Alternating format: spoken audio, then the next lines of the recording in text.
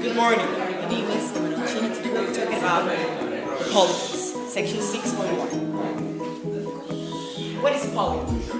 A polygon is a plane figure with three or more sides, or segments, but in this case we're going to talk about sides. Sides are the segments that has a polygon. So this one is a side, and this one is a side. Each corner we can say where a side ends, but it is a vertex. A polygon can be classified into categories.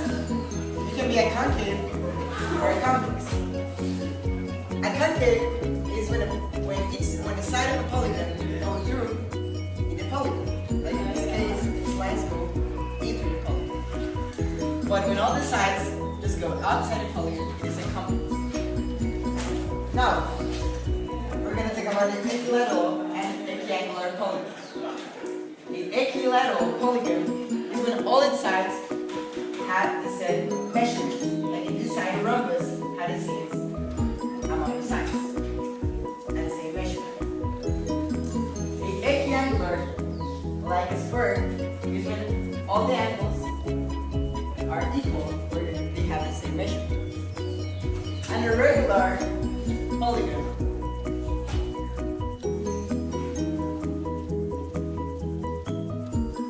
have over the distance. It is equiangular and equilateral. Now the diagonals. What is a diagonal? A diagonal is a segment that joins two non-consecutive vertices. What is a non-consecutive vertex?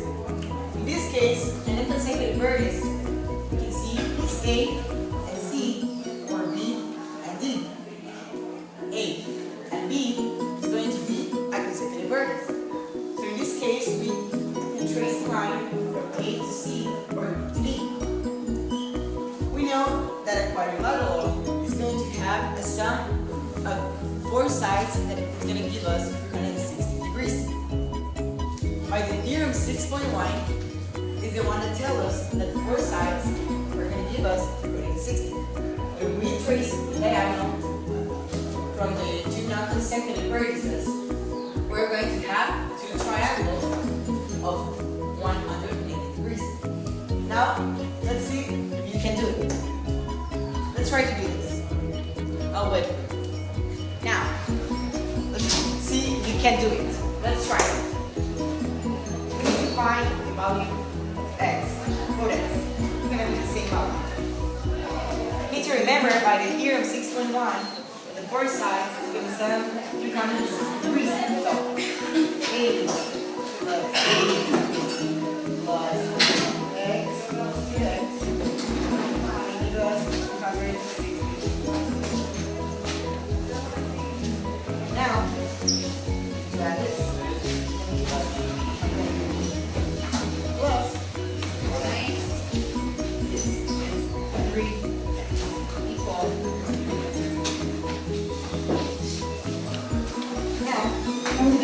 Subtract minus 150 plus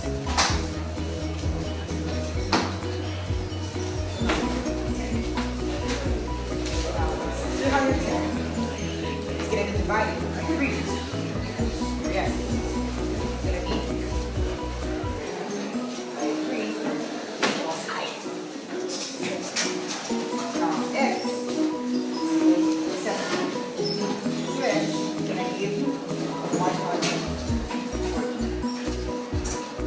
now to see if it is correct, we're going to add 4 angles.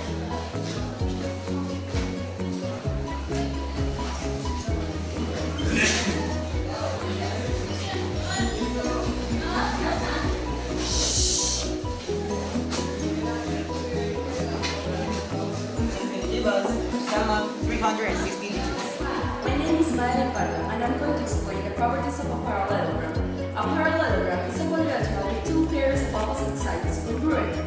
Theorem 6.2 says that opposite sides are congruent. Theorem 6.3 says that opposite angles are congruent.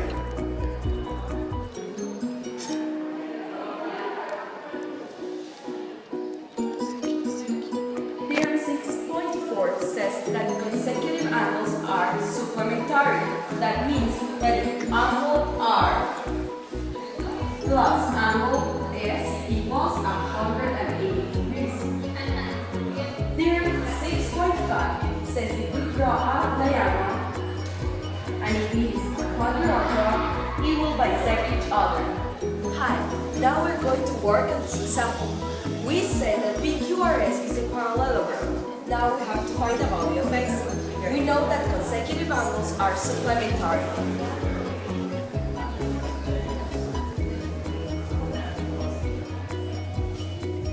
Now we have to subtract 120 from both sides, which equals 60. Now we divide on 3.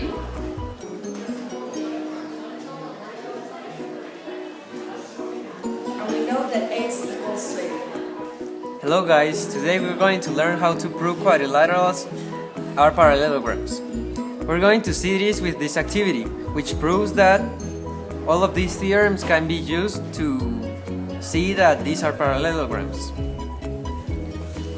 Once you elaborate your design, you will see that it doesn't matter if you change the angles, it will always stay as a parallelogram, because there is always two pairs of congruent sides that are parallel to each other, and the angles always add up to 180, the ones that are supplementary and consecutive. Then if we drew diagonals in the parallelogram, we will see that they are bisecting each other in the middle. Hi, my name is Madeleine and I'm going to explain you rhombuses, rectangles, and squares in section 6.4. We know that a rhombus has 4 congruent sides. A rectangle has 4 congruent right angles. And a square has 4 congruent right angles and 4 congruent sides. Now, here we're going to learn the relationship that a rhombus, a square, and rectangles have. A square has characteristics of rectangles and rhombuses, so we know that a square is also a rectangle, a rhombus, and a parallelogram. Okay, now we're going to review how to prove that a parallelogram is this figure. Right now, we can see the theorem 6.11 that states that a parallelogram is so if the diagonals form a particular angle. Then we can use the 6.12 too, that states that diagonals bisect opposing angles inside the parallelogram. Then we can use the 6.13, which states that a rectangle will be so if the diagonals are congruent.